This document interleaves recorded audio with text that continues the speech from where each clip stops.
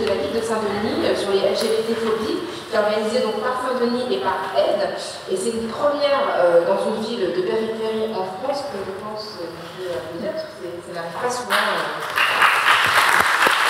Avec notamment Jérôme Martin qui est à côté de moi, on a monté un collectif qui s'appelle Les Irrécupérables, parce qu'on se rend compte qu'en ce moment, il y a des vagues aussi de ce qu'on appelle le pinkwashing, c'est-à-dire des récupérations de nos luttes qui sont pour nous inadmissibles à des fins racistes. Aujourd'hui, les oppressions principales qu'on subit, elles viennent de l'État et que nous sommes par ailleurs solidaires évidemment et concernés par les violences policières qui s'abattent majoritairement sur les non-blancs.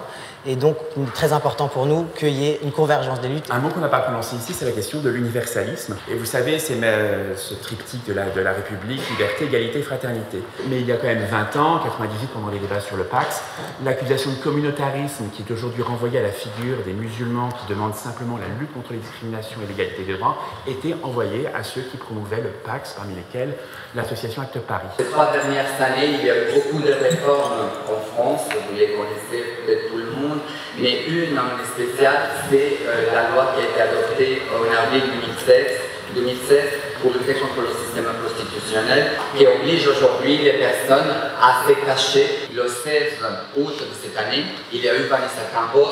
Je me suis permis de mettre toujours ce t-shirt parce qu'on est en lutte et on ne doit pas oublier que cette personne a été assassinée au Bois de Boulogne et que même si on ne peut pas dire, parce qu'il n'y a pas eu une étude pour dire que Vanessa Campos a été assassinée à cause de la loi, c'est à cause de cette putain de loi, parce que les filles sont obligées.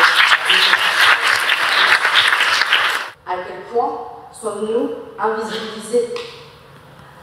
Est-ce que j'ai ma place, en fait, dans cette lignée, quand des personnes, en dehors de ce jour-là, me disent, en fait, que j'ai pas ma place dans leurs espaces? Je sais que d'autres militants, qui n'ont pas la même ascendance ou la même couleur de peau que moi, ne se sont pas pris tout ce que j'ai pu me prendre.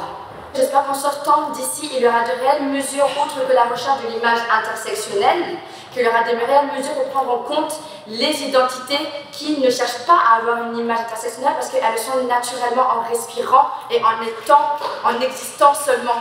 Elles sont intersectionnelles. Voilà. Évidemment, on fait peur. Parce que, on demande aux gens d'être eux-mêmes.